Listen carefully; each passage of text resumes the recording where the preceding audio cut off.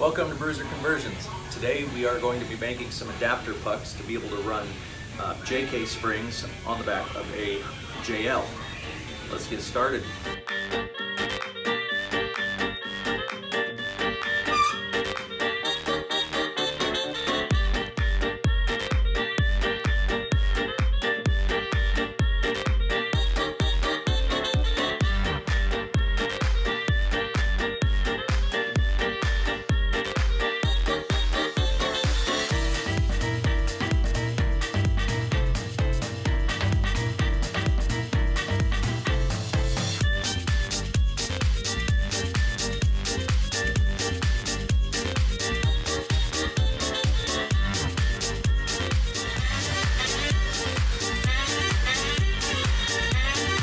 Now that we have a functional piece, I have to clone it.